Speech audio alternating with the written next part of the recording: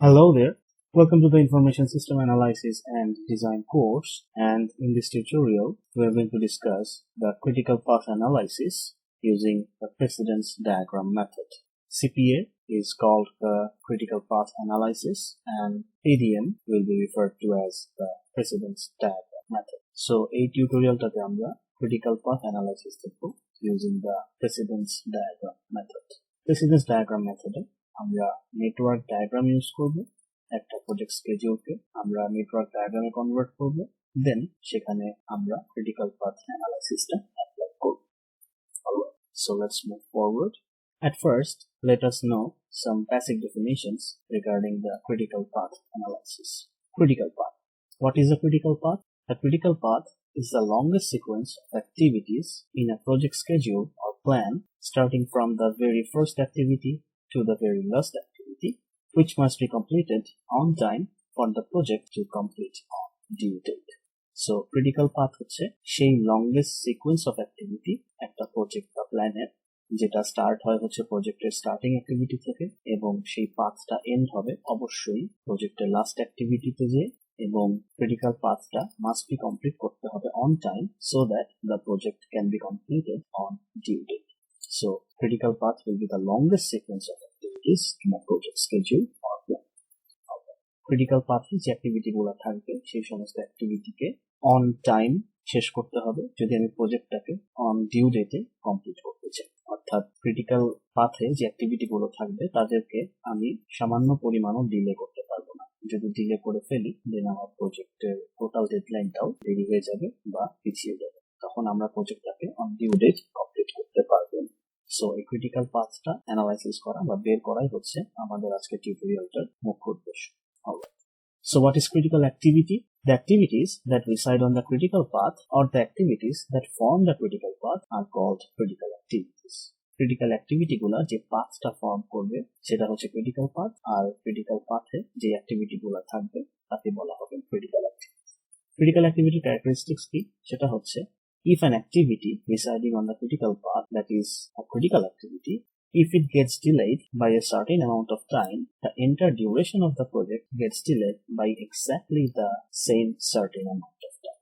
অর্থাৎ ক্রিটিক্যাল পাথে যে সমস্ত অ্যাক্টিভিটি আছে তাদের যে কোনো একটা অ্যাক্টিভিটিকে যদি আমি একটা certain amount of time delay করে ফেলি তাহলে আমার টোটাল প্রজেক্টের টাইম লাইন বা ডিউরেশনটাও সেই একই পরিমাণ সময় পিছিয়ে যাবে। So that's why these activities are called critical activity. So what activities will be the non-critical activity?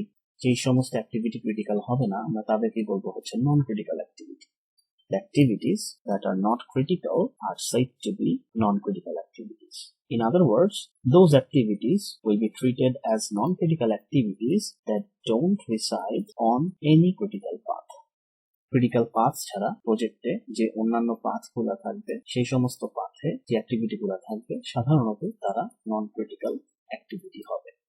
Non-critical activities can be delayed by such a certain amount of time so that does not make the entire project gets delayed.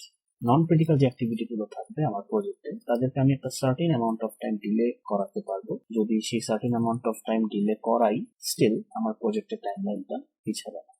এই certain amount of টাইমটাকে বলা হচ্ছে float বা slack. The amount of time by which a non-critical activity may be delayed without affecting the overall project duration is called float or slack. So float or slack এটা হচ্ছে সেই amount of time যেটাকে আমি যদি delay করি একটা নন critical অ্যাক্টিভিটির ক্ষেত্রে সেক্ষেত্রে আমার টোটাল প্রজেক্ট ডিউরেশনটা কোনোভাবেই পিছাবে না, but that has to be a certain amount of time, অর্থাৎ একটা নির্দিষ্ট পরিমাণ টাইম হতে হবে, আমি আমার ইচ্ছা মতো সেটাকে বাড়াতে পারবো। সো ক্রিটিক্যাল অ্যাক্টিভিটির জন্য ফ্লোট বা স্ল্যাক যাই বলি না কেন সেটার অ্যামাউন্ট হবে 0, কারণ ক্রিটিক্যাল অ্যাক্টিভিটিকে আমি কোনো অ্যামাউন্ট অফ টাইমই ডিলে করাতে পারবো না, যতটুকু ডিলে করাবো প্রজেক্ট ডিউরেশন ততটুকুই পিছিয়ে যাবে। সো ক্রিটিক্যাল অ্যাক্টিভিটির জন্য ফ্লোট বা স্ল্যাকের অ্যামাউন্ট হবে 0। নন ক্রিটিক্যাল অ্যাক্টিভিটির জন্য ফ্লোট বা স্ল্যাকের একটা সার্টেন অ্যামাউন্ট থাকবে, যেই পরিমাণ সময় ডিলে করালেও আমার টোটাল প্রজেক্টের ডিউরেশনটা পিছিয়ে যাবে। দেন প্রজেক্ট নেটওয়ার্ক ডায়াগ্রাম। আমাদের এই ক্রিটিক্যাল পাথ অ্যানালাইসিসে আমরা নেটওয়ার্ক ডায়াগ্রাম ইউজ করব। So at first let us know what is a project network diagram. Project network diagram is a visual representation of the workflow of a project. Total প্রজেক্টের যে ওয়ার্কফ্লোটা সেটাই একটা visual representation হচ্ছে project network diagram. It is one such tool that helps the project manager to simplify the project plan and thus to visualize the big picture of the project so that the progress of each phase of the project to its completion can be monitored easily. So, one kind of project management tool, project network diagram, যেটা একটা project ম্যানেজারকে help করে পুরো প্রজেক্টের প্ল্যানটাকে simplify করতে এবং পুরো প্রজেক্টের বিগ পিকচারটাকে ভিজুয়ালাইজ করতে। এবং এটা কি ক্ষেত্রে হেল্প করবে সেটা হচ্ছে টোটাল প্রজেক্টের প্রোগ্রেসটা প্রত্যেকটা ফেজে তার কমপ্লিশনের দিকে কতটুকু অবস্থায় আছে, অর্থাৎ প্রোগ্রেসটা কিরকম হচ্ছে টোটাল প্রজেক্টটা, সেটা খুব ইজিলি মনিটর করতে হেল্প করবে। নেটওয়ার্ক ডায়াগ্রাম সাধারণত দুই ধরনের হয়, একটাকে বলা হয় অ্যারো ডায়াগ্রামিং মেথড, আরেকটা হচ্ছে precedence diagramming method. So what is a PDM network diagram? PDM network ডায়াগ্রামে নোড বা বক্স থাকে যেটা প্রজেক্টের অ্যাক্টিভিটি গুলাকে ইন্ডিকেট করে এবং যে অ্যারো গুলা থাকে সে অ্যারো গুলা হচ্ছে প্রজেক্টের স্কেডিউলিং এবং যে প্রেসিডেন্স রিলেশনশিপটা আছে অ্যাক্টিভিটি গুলোর মধ্যে সেটাকে ইন্ডিকেট করে। So PDM network diagram is very much similar to the activity on node diagram. So PDM network diagram আমরা activity on node diagramming technique use করি। প্রজেক্ট অ্যাক্টিভিটি গুলাকে আমরা বক্সের সাহায্যে প্রকাশ করব যেগুলোকে বলা হচ্ছে নোড, এবং যে অ্যারো গুলা থাকবে সেটা হচ্ছে অ্যাক্টিভিটি গুলার মধ্যে যে প্রেসিডেন্স রিলেশনশিপ বা যে প্রজেক্টের স্কেডিউলটা বা যে সিকোয়েন্সটা সেটাকে ইন্ডিকেট করবে। পিডিএম নেটওয়ার্ক ডায়াগ্রামে যে রিলেশনশিপটার কথা বলা হচ্ছে এটা অনেক রকম হতে পারে। আমরা আমাদের ক্রিটিক্যাল পাথ অ্যানালাইসিসে যে রিলেশনশিপটা ইউজ করব সেটাকে বলা হচ্ছে finish to start relationship, and finish to start relationship is considered as natural dependency. It implicates that each predecessor activity would finish prior to the start of its successor activity or activities. অর্থাৎ predecessor এবং successor এদের মধ্যে যে রিলেশনশিপটা, প্রেডিসেসরের কাজ শেষ না হলে সাকসেসরের কাজটা শুরু করতে পারবে না, অর্থাৎ সাকসেসরের কাজ শুরু হওয়ার আগে প্রেডিসেসরের কাজটা শেষ হতে হবে। এই ধরনের রিলেশনশিপকে বলা হয় finish to start relationship. Let's take a look at an example. Suppose A finish to start B means activity A must finish before activity B can begin, or B can't start until A has finished. A হচ্ছে predecessor এবং B হচ্ছে successor. B ততক্ষণ শুরু হতে পারবে না যতক্ষণ না পর্যন্ত আমার A শেষ হচ্ছে। So finish to start relationship কে আমরা এভাবে দেখাতে পারি। এক্সাম্পলটা উইকিপিডিয়া থেকে নেওয়া হয়েছে। You can take a look at this example from Wikipedia. So now let's take a look at the steps of critical path analysis using the precedence diagram method. At first, আমাদের একটা project schedule লাগবে যেটা পুরো প্রজেক্টে যত activity আছে তাদের duration এবং তাদের মধ্যে যে প্রেসিডেন্স রিলেশনশিপটা আছে সেটা সম্পর্কে ইনফরমেশন দিবে। দেন সেই প্রজেক্ট স্কেডিউল থেকে আমাদেরকে পিডিএম নেটওয়ার্ক ডায়াগ্রাম কনস্ট্রাক্ট করতে হবে। পিডিএম নেটওয়ার্ক ডায়াগ্রাম কনস্ট্রাক্ট করার পরে আমাদেরকে ফরওয়ার্ড পাস কন্ডাক্ট করতে হবে।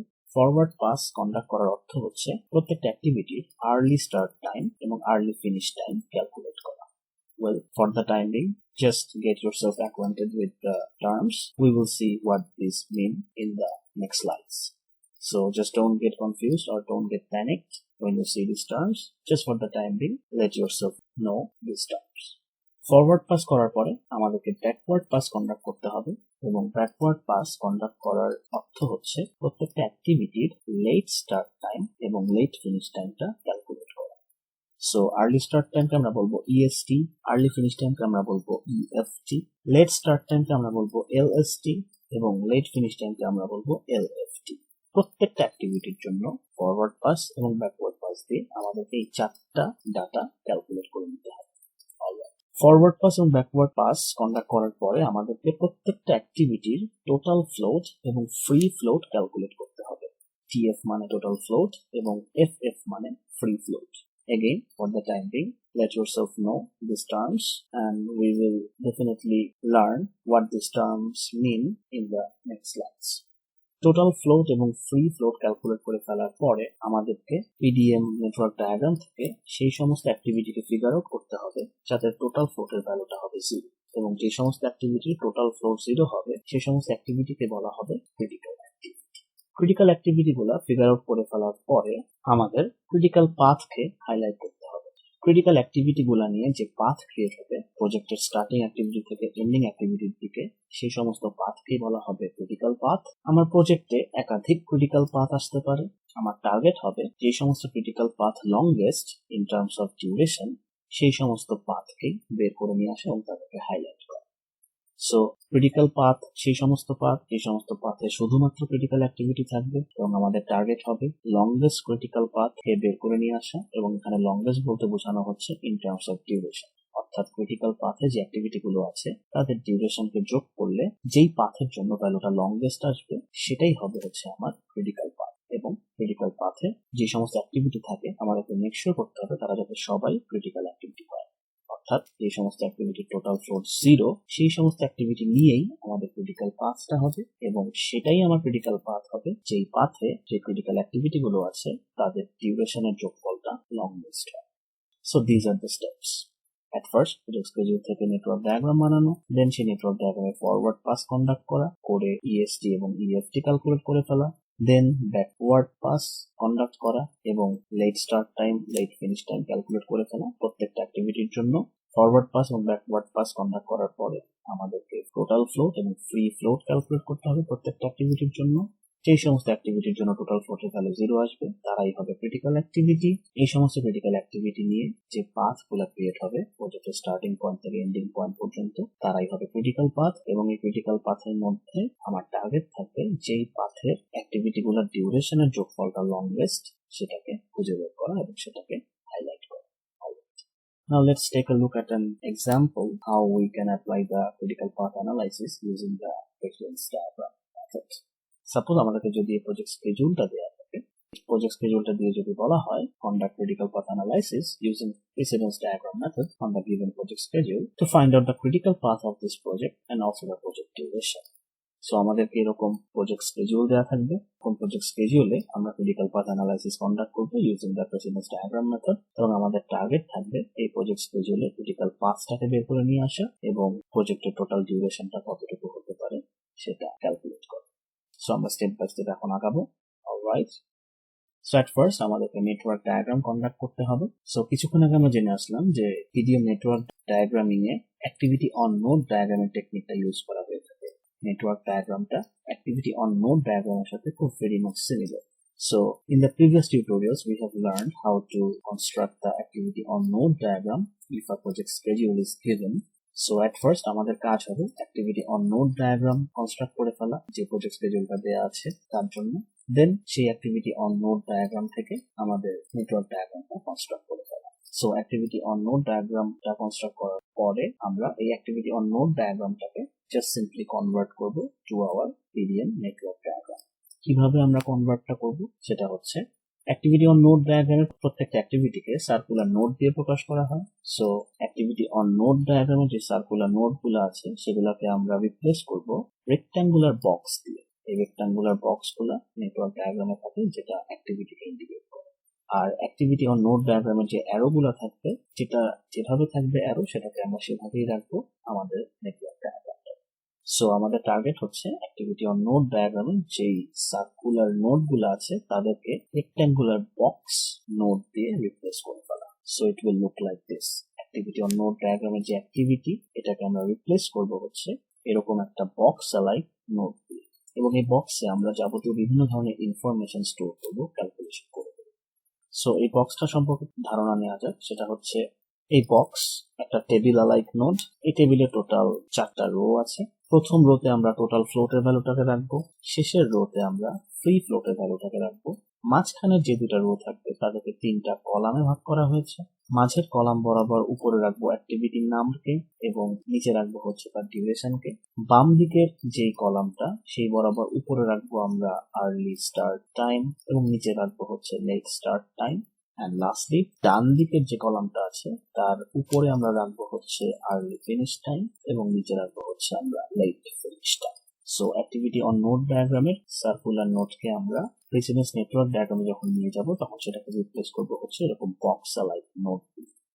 অলরাইট, সো এট ফার্স্ট আমাদের যে প্রজেক্ট স্কেডিউলটা দেওয়া আছে সেখান থেকে আমরা অ্যাক্টিভিটি অন নোড ডায়াগ্রামটা কনস্ট্রাক্ট করে ফেলি, এবং আমরা জানি অ্যাক্টিভিটি অন নোড ডায়াগ্রামটা কিভাবে কনস্ট্রাক্ট করতে হয়। If any one of you have missed the tutorial of how can we construct the activity on node diagram, I'm suggesting you to go back, watch that tutorial, then come back to this tutorial. Alright. So এই প্রজেক্টের first activity হবে n, কারণ তার কোনো predecessor নেই। দেন n এবং o এই দুটো অ্যাক্টিভিটি প্রেডিসেসর হচ্ছে n, so it should look like this. n অ্যাক্টিভিটিকে নিয়ে আসলাম এবং o অ্যাক্টিভিটিকে নিয়ে আসলাম। দেন p যে অ্যাক্টিভিটি আছে তার প্রেডিসেসর হচ্ছে n, সো p অ্যাক্টিভিটিকে অ্যাড করলাম ডায়াগ্রামে। q যে অ্যাক্টিভিটি আছে তার প্রেডিসেসর হচ্ছে o, সো আমার ডায়াগ্রামে আমি q কেও অ্যাড করে ফেললাম। এন্ড লাস্টলি আমার যে অ্যাক্টিভিটিটা আছে r, তার প্রেডিসেসর হচ্ছে p and q, সো এভাবে আমি আমার ডায়াগ্রামে r অ্যাক্টিভিটিকে অ্যাড করে ফেললাম। This is the activity on node diagram for this given project schedule. এখন আমাদের টার্গেট হবে এই অ্যাক্টিভিটি অন নোড ডায়াগ্রামটাকে PDM নেটওয়ার্ক ডায়াগ্রামে কনভার্ট করে ফেলা, এবং আমরা জেনে আসছি PDM নেটওয়ার্ক ডায়াগ্রামে প্রত্যেকটা নোড দেখতে কিরকম হবে। So this is hour activity on node diagram, and we will just simply convert this diagram to our network diagram. প্রত্যেকটা সার্কুলার নোডকে আমরা এরকম বক্স লাইক নোড দিয়ে রিপ্লেস করে ফেললাম, এবং প্রথম দিকে বক্সগুলোতে আমরা শুধুমাত্র অ্যাক্টিভিটির নাম এবং অ্যাক্টিভিটির ডিউরেশনকে অ্যাড করি। দেন স্টেপ বাই স্টেপ আমরা early start time, early finish time, late finish time, late start time, total float এবং ফ্রি ফ্লোট ক্যালকুলেট করে ডাটাগুলোকে আমরা স্টোর করে রাখি। So this is our network diagram for the given project schedule. Circular নোডগুলা box like node দিয়ে replace হয়ে গিয়েছে, এবং অ্যারোগুলা যেটা যেভাবে ছিল যেদিকে সেভাবেই কিন্তু আছে। সো অ্যারোগুলার উপর কোনো ধরনের কোনো চেঞ্জ আসে না, জাস্ট সার্কুলার নোডগুলা রিপ্লেস হয় হচ্ছে box like node. And at the very beginning আমাদের শুধু অ্যাক্টিভিটির নাম এবং ডিউরেশন গুলা থাকবে প্রত্যেকটা activity. Then step by step আমরা বাকি ঘরগুলোকে ফিল আপ করব। Alright, so we have done our first step, build the network diagram from the given project schedule, and we have done this with the help of the activity on node diagram. So let's move forward. Then আমাদের কাজ হবে forward পাসটাকে conduct করা। Forward পাসটাকে conduct করা হয় হচ্ছে left to right, অর্থাৎ প্রজেক্টের beginning activity বা অ্যাক্টিভিটিস থেকে প্রজেক্টের এন্ডিং বা লাস্ট অ্যাক্টিভিটির দিকে এই ফরওয়ার্ড পাসটাকে চালানো হয়। এখানে অ্যাক্টিভিটিস বলা হয়েছে কারণ একটা প্রজেক্টের স্টার্টিং অ্যাক্টিভিটি একাধিক থাকতে পারে, ইভেন এন্ডিং অ্যাক্টিভিটিও একাধিক থাকতে পারে। So we will conduct this forward pass from left to right, from the beginning activities to the ending activities.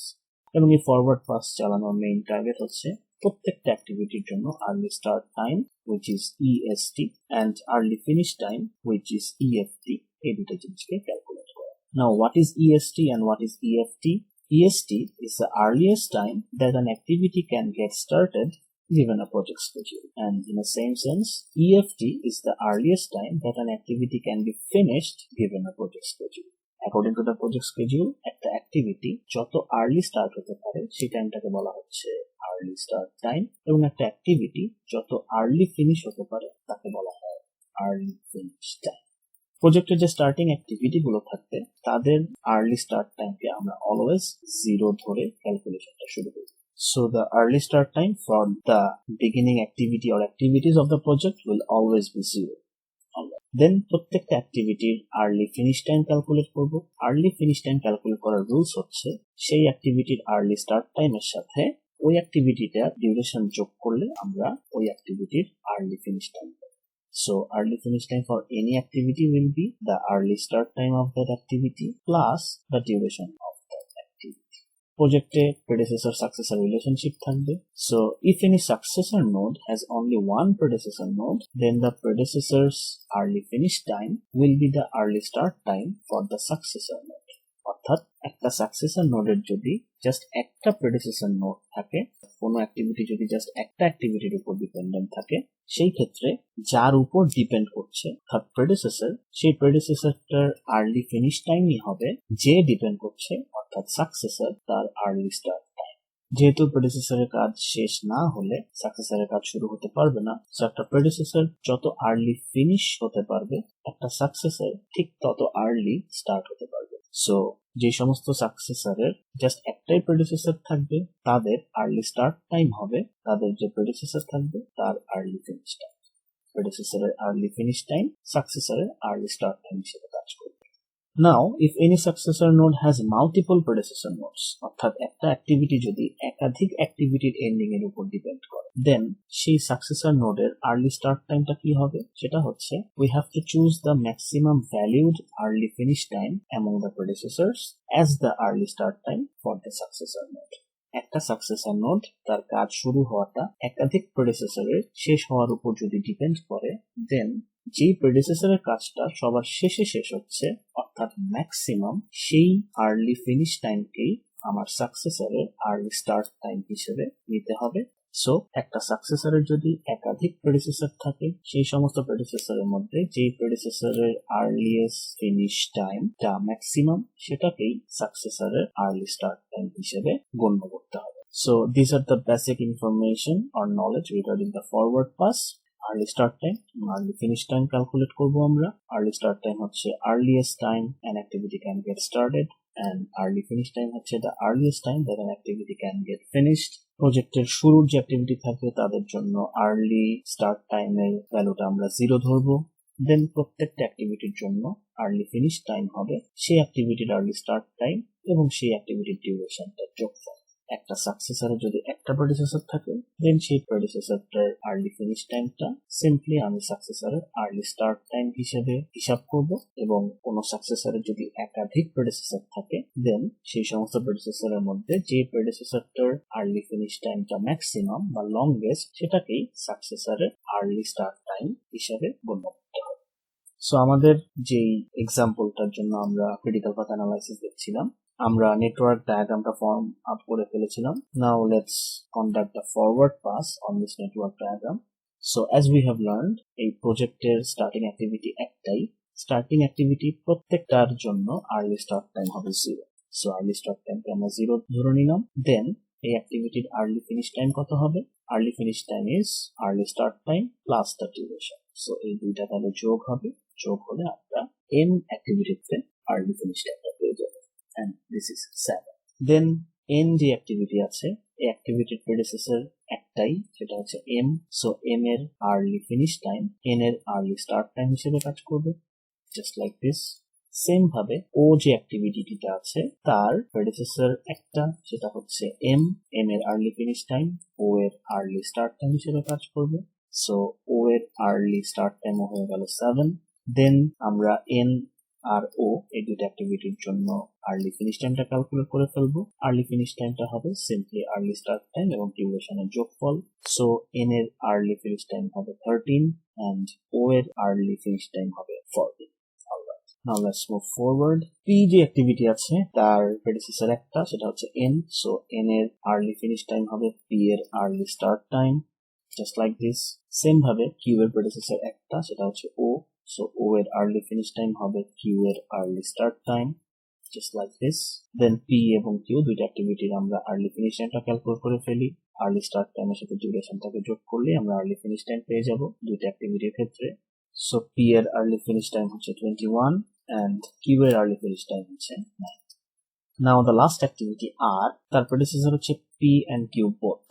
আমরা দেখে এসেছিলাম কোন একটা সাকসেসরে যদি একাধিক প্রেডিসেসর থাকে, তাদের মধ্যে যেই প্রেডিসেসরটার আর্লি ফিনিশ টাইমটা লংগেস্ট হবে, সেই ভ্যালুটাকে আমরা সাকসেসরের আর্লি স্টার্ট টাইম হিসেবে ক্যালকুলেট করব। সো এখানে 21 এবং 19 এর মধ্যে ম্যাক্সিমাম হচ্ছে 21, সো আর এর আর্লি স্টার্ট টাইম হবে 21, just like this. Then same ভাবে আমরা আর এর আর্লি ফিনিশ টাইমটা ক্যালকুলেট করে ফেলবো আর্লি স্টার্ট টাইমের সাথে ডিউরেশনটাকে যোগ করলে। So that will be 27. And this is the end of our forward pass. So forward pass এর মাধ্যমে আমরা প্রত্যেকটা অ্যাক্টিভিটির আর্লি স্টার্ট টাইম এবং আর্লি ফিনিশ টাইমটা ক্যালকুলেট করে ফেলবো। Now right at this moment আমরা আমাদের প্রজেক্টের ডিউরেশনটা কত হবে সেটা বলতে পারি। প্রজেক্ট ডিউরেশনের রুলস হচ্ছে early finish time of the last activity minus the early start time of the first activity. So আমাদের এই নেটওয়ার্ক ডায়াগ্রামের ক্ষেত্রে m হচ্ছে ফার্স্ট অ্যাক্টিভিটি এবং r হচ্ছে লাস্ট অ্যাক্টিভিটি। সো r এর আর্লি ফিনিশ টাইম হচ্ছে 27 আর m এর আর্লি স্টার্ট টাইম হচ্ছে 0। So our project duration will be 27 minus 0 which is 27 units. এখানে ইউনিটস বলতে যে কোনো ইউনিট হতে পারে depending on the project schedule. It can be days, it can be weeks, it can be months and so on. Alright, project স্কেডিউলে যদি একটা starting activity এবং একটা ফিনিশ অ্যাক্টিভিটি থাকে, দেন আমাদের রুলসটা ভেরি সিম্পল। জাস্ট লাস্ট অ্যাক্টিভিটির early finish time থেকে ফার্স্ট অ্যাক্টিভিটির আর্লি স্টার্ট টাইমটাকে আমরা বিয়োগ দিই। নাও হোয়াট ইফ আমার প্রজেক্টে যদি একাধিক এন্ডিং অ্যাক্টিভিটি এবং একাধিক স্টার্টিং অ্যাক্টিভিটি থাকে, সেই ক্ষেত্রে আমাদের রুলসটা কিরকম হবে? সেক্ষেত্রে আমাদের রুলসটা হবে If there are multiple end activities, then choose the largest EFT among those activities.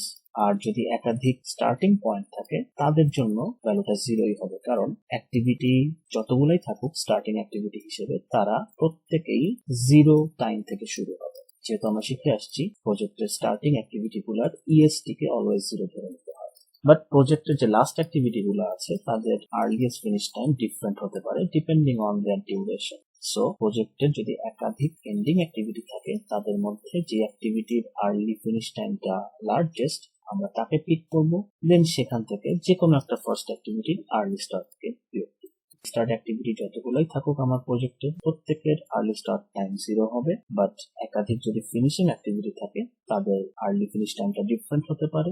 So এদের মধ্যে যেটা লার্জেস্ট সেটাকে পিক করব, দেন এখান থেকে যে কোনো একটা স্টার্টিং অ্যাক্টিভিটির আর্লি স্টার্ট টাইমকে আমরা বিয়োগ করব। So this is all about forward pass.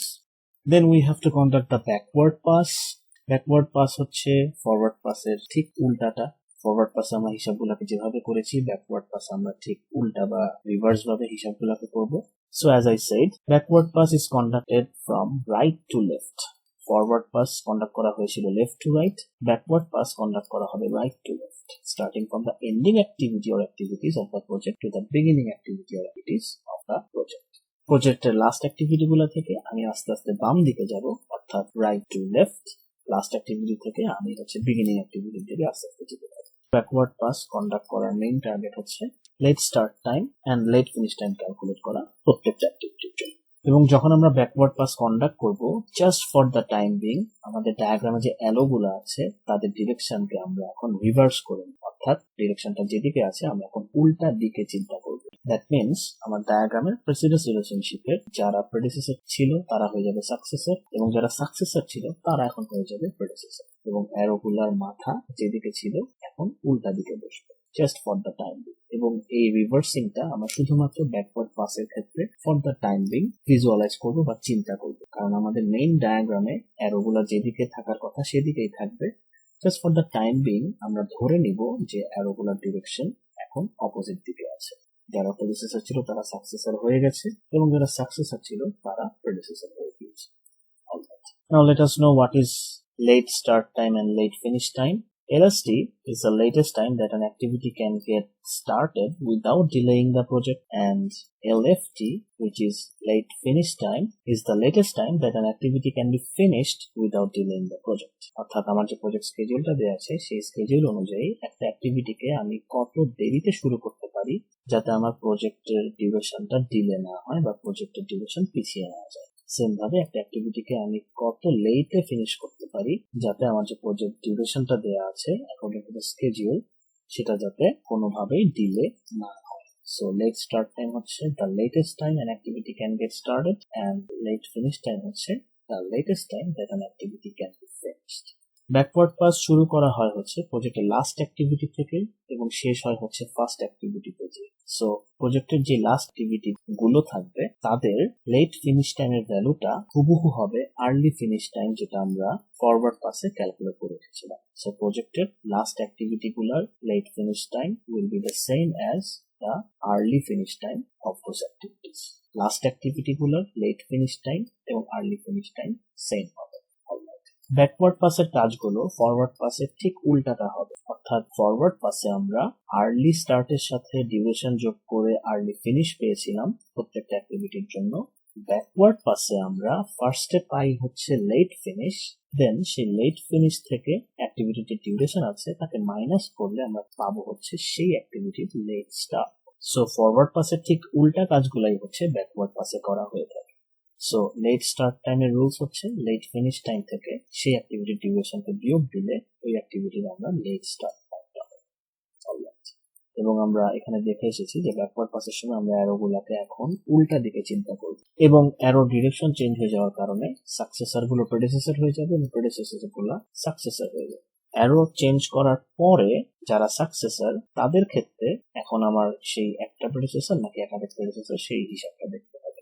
So কোন একটা সাকসেসরের যদি একটা প্রেডিসেসর নোড থাকে দেন সেই প্রেডিসেসরটার লেট স্টার্ট টাইমটা সাকসেসরের লেট ফিনিশ টাইম হিসেবে কাজ করবে, এবং কোন সাকসেসরের যদি একাধিক প্রেডিসেসর নোড থাকে দেন আমাদেরকে যেই প্রেডিসেসরটার লেট স্টার্ট টাইমটা মিনিমাম সেই ভ্যালুটাকে সাকসেসরের লেট ফিনিশ টাইম হিসেবে নিতে হবে। এখানেও ফরওয়ার্ড পাসের জাস্ট বিপরীত। ফরওয়ার্ড পাসে আমরা ম্যাক্সিমাম ভ্যালুটাকে হিসেবে নিয়েছিলাম, ব্যাকওয়ার্ড পাসে আমাদেরকে মিনিমাম ভ্যালুটাকে নিতে হবে। সো একটা সাকসেসরের যদি একাধিক প্রেডিসেসর থাকে, সেই সমস্ত প্রেডিসেসরদের মধ্যে যেই প্রেডিসেসরের লেট স্টার্ট টাইমটা মিনিমাম হবে সেটাকেই সাকসেসরের লেট ফিনিশ টাইম হিসেবে ক্যালকুলেট করতে হবে। এবং এখানে সাকসেসর এবং প্রেডিসেসর যাদেরকে বলা হচ্ছে এরা কিন্তু অ্যারো চেঞ্জ হয়ে যাওয়ার পরবর্তী, অর্থাৎ আগে যারা সাকসেসর ছিল এখন তারা প্রেডিসেসর, এবং আগে যারা প্রেডিসেসর ছিল তারা এখন সাকসেসর। সো ব্যাকওয়ার্ড পাসের অনহর সবগুলা কাজই ফরওয়ার্ড পাস থেকে রিভার্স অর্থাৎ উল্টা। সো ব্যাকওয়ার্ড পাস দিয়ে আমরা লেট স্টার্ট টাইম এবং লেট ফিনিশ টাইম ক্যালকুলেট করব। পুরো কাজটা হবে right to left, ending activity থেকে বিগিনিং অ্যাক্টিভিটির দিকে টোটাল প্রজেক্টের। এবং ব্যাকওয়ার্ড পাসটা শুরু করার আগে আমার ডায়াগ্রামে যে অ্যারো গুলো আছে, just for the time being আমরা তাদের ডিরেকশনটাকে বিপরীতে ধরে নিব। এবং এই বিপরীতে ধরে নেওয়ার কাজটা জাস্ট টেম্পোরারি, পার্মানেন্ট কিছু না, just for the time being. Late start time হচ্ছে একটা অ্যাক্টিভিটি কত দেরিতে শুরু হতে পারে যাতে প্রজেক্টের ডিউরেশন চেঞ্জ না হয়, এবং লেট ফিনিশ টাইম হচ্ছে একটা অ্যাক্টিভিটি কত দেরিতে শেষ হতে পারে যাতে প্রজেক্টের ডিউরেশনটা ডিলে না হয়। লাস্ট অ্যাক্টিভিটি গুলার লেট ফিনিশ টাইম এবং আর্লি ফিনিশ টাইম সেম হবে। প্রত্যেকটা অ্যাক্টিভিটির লেট স্টার্ট টাইম আমরা পাবো হচ্ছে সেই অ্যাক্টিভিটির লেট ফিনিশ টাইম থেকে সেই অ্যাক্টিভিটির ডিউরেশনকে বিয়োগ দিই, just a reverse of the forward pass. Then arrow change করার পরে যারা সাকসেসর ছিল তারা প্রেডিসেসর হয়ে যাবে এবং যারা প্রেডিসেসর ছিল তারা সাকসেসর হয়ে যাবে। এই মোমেন্টে কোন সাকসেসরের যদি একটা প্রেডিসেসর থাকে, সেই প্রেডিসেসরের লেট স্টার্ট টাইমটা সাকসেসরের লেট ফিনিশ টাইম হিসেবে ক্যালকুলেট হবে। এবং কোন সাকসেসরের যদি একাধিক প্রেডিসেসর নোড থাকে, দেন সেই সমস্ত প্রেডিসেসরদের মধ্যে যার লেট স্টার্ট টাইমটা মিনিমাম তাকেই সাকসেসরের লেট ফিনিশ টাইম হিসেবে ক্যালকুলেট করতে হবে। সো আমরা যে এক্সাম্পলটা নিয়ে ডিল করছিলাম, সেই এক্সাম্পলে ফরওয়ার্ড পাস চালানোর পরে আমাদের অবস্থাটা হয়েছিল এরকম, আর্লি স্টার্ট এবং আর্লি ফিনিশ টাইম পেয়েছিলাম। এখন ব্যাকওয়ার্ড পাসের জন্য আমাদেরকে for the time being arrow গুলার যে ডিরেকশন আছে তাদেরকে উল্টা ধরে নিতে হবে, জাস্ট লাইক দিস। প্রত্যেকটা অ্যারো ডিরেকশন চেঞ্জ হয়ে যাবে। এখন হচ্ছে আমরা ব্যাকওয়ার্ড পাসটাকে কন্ডাক্ট করব। আমরা কিছুক্ষণ আগে জেনে এসেছি যে ব্যাকওয়ার্ড পাসের কাজটা শুরু হবে লাস্ট অ্যাক্টিভিটি থেকে এবং শেষ হবে প্রথম অ্যাক্টিভিটিতে। যে সো লাস্ট অ্যাক্টিভিটির আর্লি ফিনিশ টাইম এবং লেট ফিনিশ টাইম সেম হবে। সো লাস্ট অ্যাক্টিভিটির late finish time will be 27।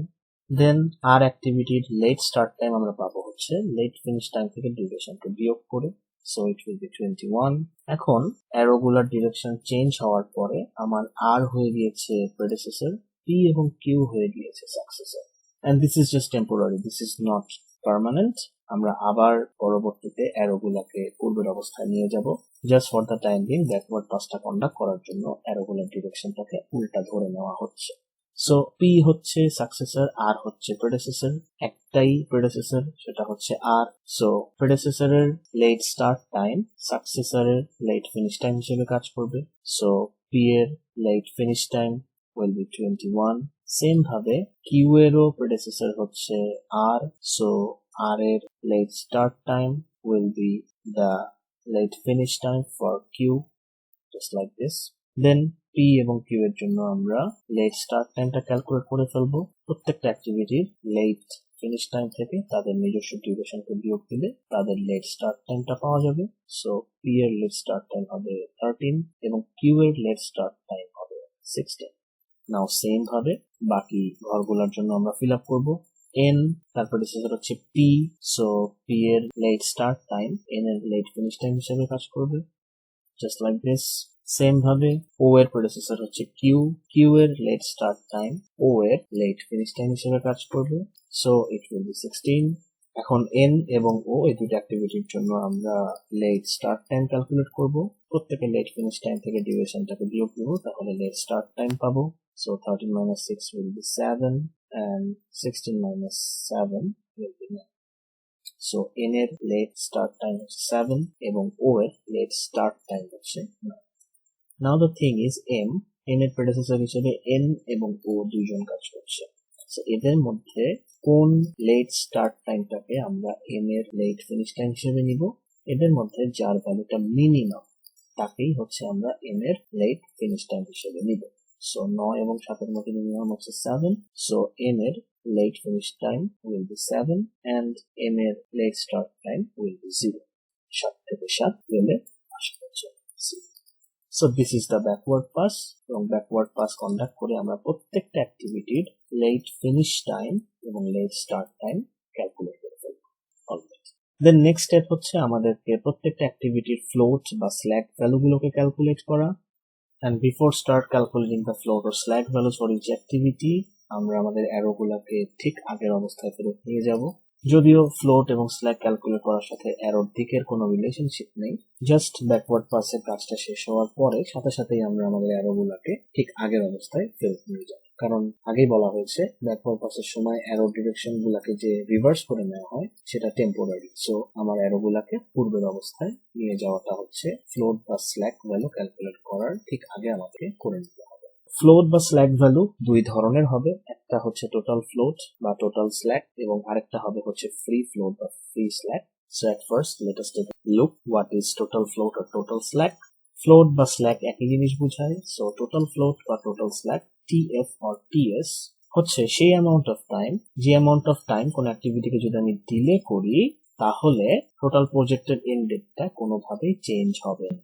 It is the amount of time by which an activity can be delayed without affecting the end date of the project. So total float বা total slack হচ্ছে সেই amount of time, যে amount of time কোন অ্যাক্টিভিটিকে delay করলে প্রজেক্টের duration কখনো পিছাবে। এবং total float বা total slack ক্রিটিক্যাল যে অ্যাক্টিভিটি গুলো থাকবে তাদের জন্য ভ্যালুটা অলওয়েজ 0 আসবে, এবং যারা নন ক্রিটিক্যাল অ্যাক্টিভিটি থাকবে তাদের জন্য টোটাল ফ্লোট বা টোটাল স্ল্যাকের একটা সার্টেন অ্যামাউন্ট আসবে। সেই certain amount of time delay করলে আমার টোটাল প্রজেক্টেড টাইম লেন্থটা কখনোই পিছাবে। So how can we calculate the total float or total slack? Total float বা টোটাল স্ল্যাক ক্যালকুলেট করার সূত্র হচ্ছে যে কোনো অ্যাক্টিভিটির লেট স্টার্ট টাইম থেকে ওই অ্যাক্টিভিটির আর্লি স্টার্ট টাইমকে বিয়োগ দেওয়া, যেটাকে বলা হয় স্টার্ট ফ্লোট, অথবা যে কোনো অ্যাক্টিভিটির লেট ফিনিশ থেকে ওই অ্যাক্টিভিটির আর্লি ফিনিশ টাইমকে বিয়োগ দেওয়া, যেটাকে বলা হয় ফিনিশ ফ্লোট।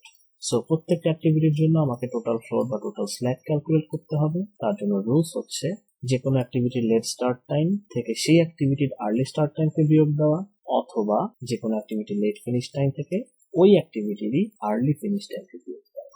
সো আলটিমেটলি আমরা যেই সূত্র ইউজ করি না কেন আমাদের রেজাল্টটা সেম আসবে। যদি আমাদের রেজাল্ট সেম না আসে দেন আমাদেরকে বুঝতে হবে আমরা কোথাও না কোথাও হিসেবে ভুল করে আসছি। সো যে কোনো অ্যাক্টিভিটির টোটাল ফ্লোট বা টোটাল স্ল্যাক কি হবে? সেই অ্যাক্টিভিটির লেট স্টার্ট টাইম থেকে আর্লি স্টার্ট টাইমকে বিয়োগ দিব, অথবা ওই অ্যাক্টিভিটির লেট ফিনিশ টাইম থেকে সেই অ্যাক্টিভিটিরই আর্লি ফিনিশ টাইমকে বিয়োগ দিব। এবং আমরা যে কোনো একটা রুলস ইউজ করি, বাট যেই রুলই ইউজ করি না কেন তার result will be the same. Alright, now let's learn what is free float. Free float বা ফ্রি স্ল্যাক হচ্ছে সে অ্যামাউন্ট অফ টাইম, যে অ্যামাউন্ট অফ টাইম একটা টাস্কে যদি আমি ডিলে করি তাহলে তার ইমিডিয়েটলি যারা সাকসেসর আছে বা সাকসিডিং যে টাস্ক আছে তাদের আর্লি স্টার্ট টাইমকে কোনোভাবেই ইফেক্ট করবে।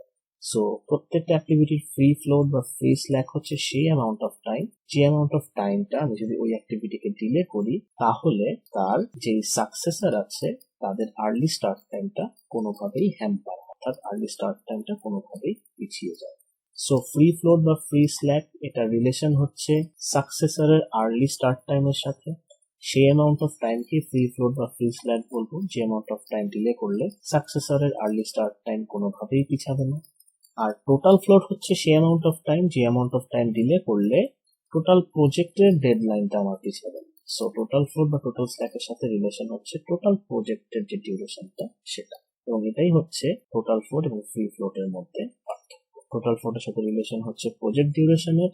টোটাল ফ্লোট হচ্ছে সেই অ্যামাউন্ট অফ টাইম যেটাকে ডিলে করলেও আমার প্রজেক্টের ডিউরেশন কোনোভাবে পিছাবে না। আর ফ্রি ফ্লোটের সাথে রিলেশন হচ্ছে পরবর্তী যে অ্যাক্টিভিটি বা সাকসেসর আছে তার আর্লি স্টার্ট টাইমের সাথে।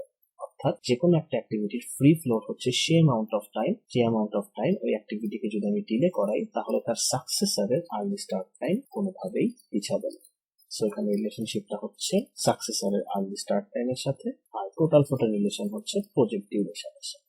এটা হচ্ছে তাদের মধ্যে ডিফারেন্স, বাট তাদের মধ্যে একটা রিলেশন আছে। ফ্রি ফ্লোট এবং টোটাল ফ্লোটের রিলেশনটা দেখার আগে যে কোনো একটা অ্যাক্টিভিটির ফ্রি ফ্লোট কিভাবে ক্যালকুলেট করে আমরা সেটা দেখে নিই। যে কোনো একটা অ্যাক্টিভিটির ফ্রি ফ্লোট বা ফ্রি স্ল্যাক ক্যালকুলেট করার রুলস হচ্ছে যে অ্যাক্টিভিটির জন্য আমি ক্যালকুলেট করছি সেই অ্যাক্টিভিটির যারা সাকসেসর আছে তাদের মধ্যে যার আর্লি স্টার্ট টাইমটা মিনিমাম সেটা থেকে আমরা বিয়োগ দিব যেই অ্যাক্টিভিটির জন্য আমরা ফ্রি ফ্লোট ক্যালকুলেট করছি তার আর্লি স্টার্ট টাইমকে এবং তার ডিউরেশন। সো যে কোনো একটা অ্যাক্টিভিটির ফ্রি ফ্লোট বা ফ্রি স্ল্যাক হবে ওই অ্যাক্টিভিটির যত সাকসেসর আছে তাদের মধ্যে যার আর্লি স্টার্ট টাইমটা মিনিমাম সেই ভ্যালু থেকে আমরা বিয়োগ দিব হচ্ছে যেই অ্যাক্টিভিটির জন্য আমরা ফ্রি ফ্লোট বা ফ্রি স্ল্যাক ক্যালকুলেট করছি তার আর্লি স্টার্ট টাইমকে এবং তার duration.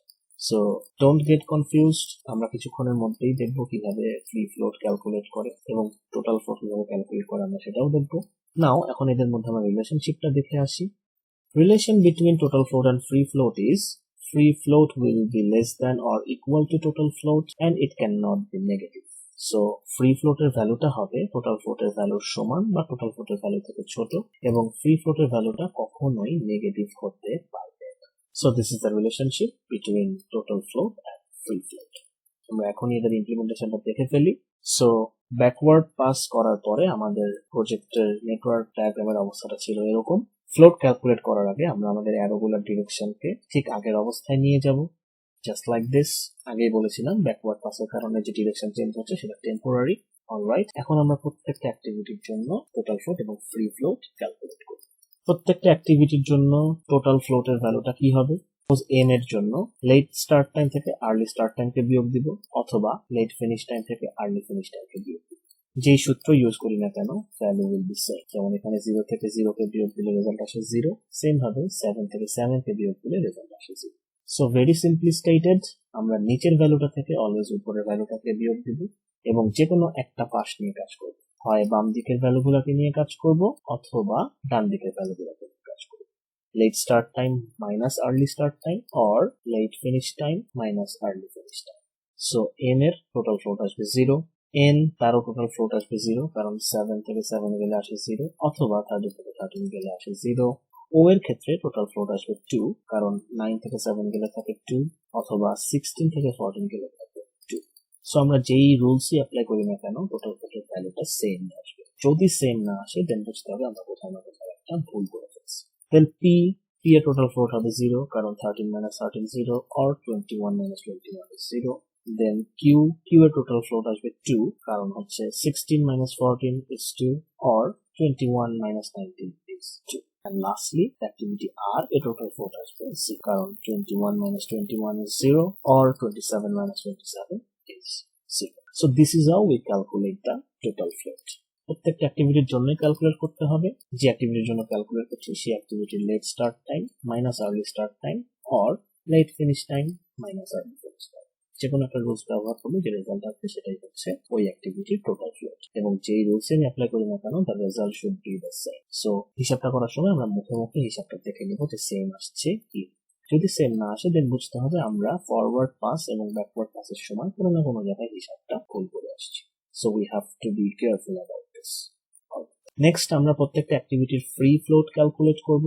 So M অ্যাক্টিভিটির free float হবে 0 কারণ হচ্ছে ফ্রি ফ্লোটের যে রুলসটা ছিল সেটা হচ্ছে যে কোনো অ্যাক্টিভিটির যতগুলো সাকসেসর থাকবে তাদের মধ্যে যেই সাকসেসরের আর্লি স্টার্ট টাইমটা মিনিমাম সেটা থেকে ওই অ্যাক্টিভিটির আর্লি স্টার্ট টাইম এবং ওই অ্যাক্টিভিটির ডিউরেশন প্যাটার্নে বিয়োগ। সো এম তার সাকসেসর একটাই সেটা হচ্ছে এন এর আর্লি স্টার্ট টাইম হচ্ছে 7, এই 7 থেকে আমি বিয়োগ দেব কাকে কাকে আমি এম এর জন্য ক্যালকুলেট করছি। সো এম এর early start time which is 0, so 7 থেকে 0 গেলে থাকে 7, দেন এম এর ডিউরেশনটাকে বিয়োগ করতে হবে। সো 7 থেকে 7 গেলে থাকে হচ্ছে 0। সো এম এর ফ্রি ফ্লোটের ভ্যালুটা হচ্ছে 0। অলরাইট, সেম ভাবে এন এর ফ্রি ফ্লোটও 0 হবে। এন এরও সাকসেসর একটা সেটা হচ্ছে পি এর আর্লি স্টার্ট টাইম হচ্ছে 13, সো 13 মাইনাস এন এর early start time 13 minus 7 is 6, then আমাকে ডিউরেশনটাকে বিয়োগ করতে হবে। So 6 minus 6 equals 0. So this is the rules and this is how we apply to calculate the free float for any activity.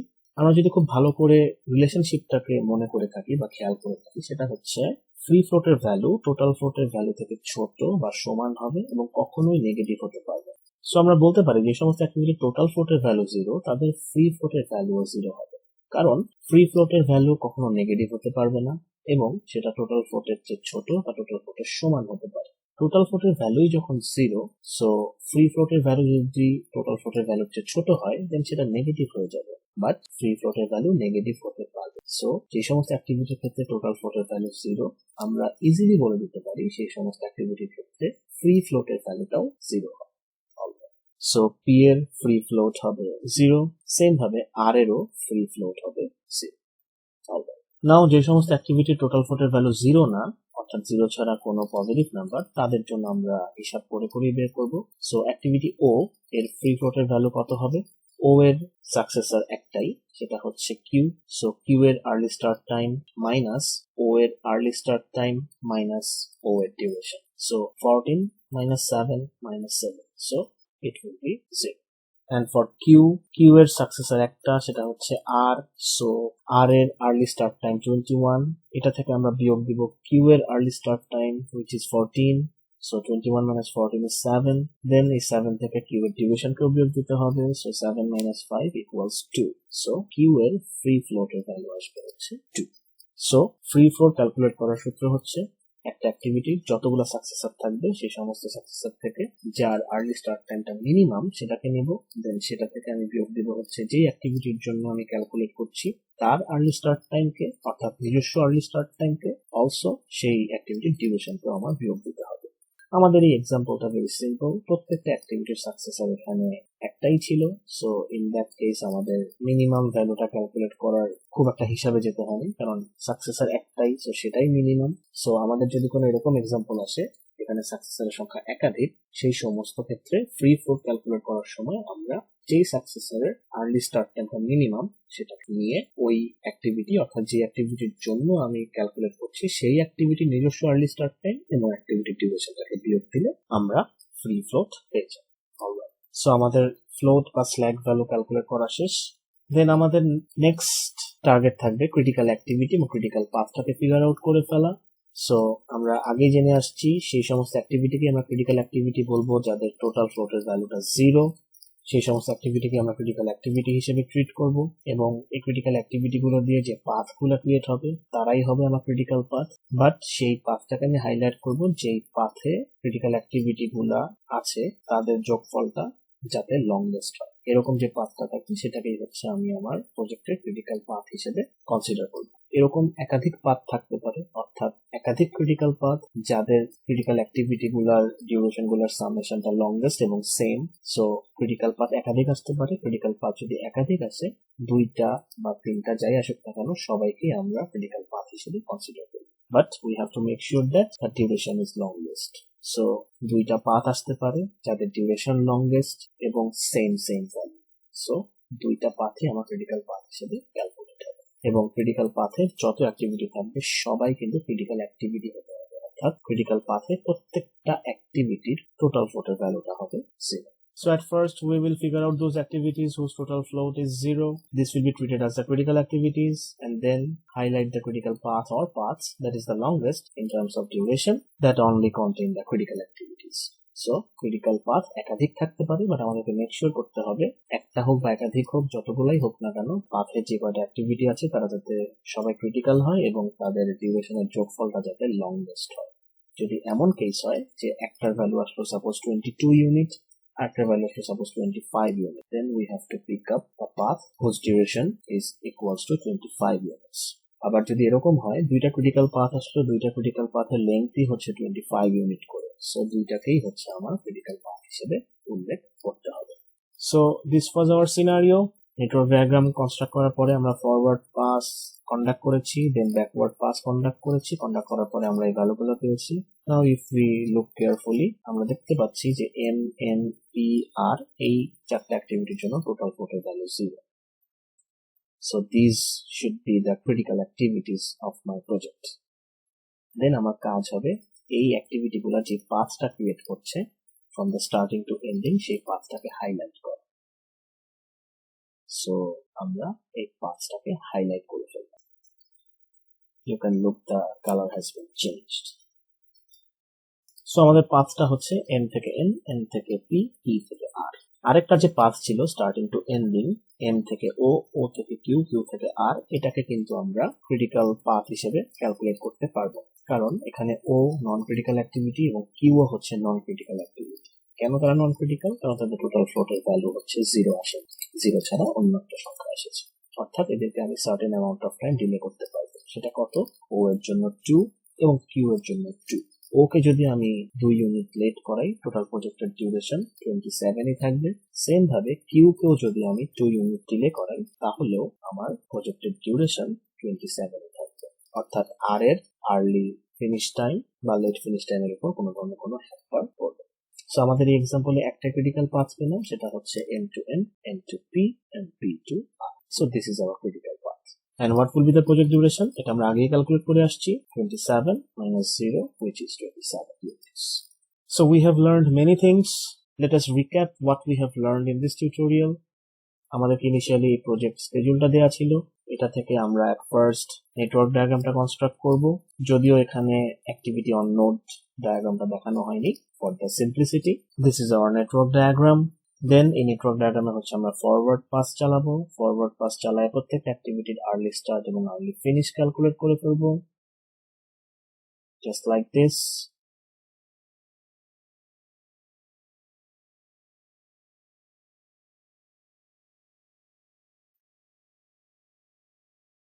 প্রত্যেকটা অ্যাক্টিভিটির early start এবং early finish time পেয়ে গেলাম।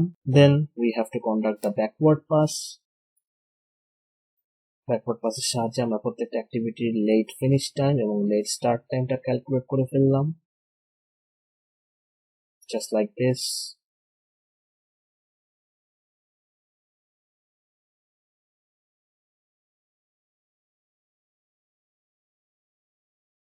এখানে আমি অ্যারো ডিরেকশন গুলাকে চেঞ্জ করিনি।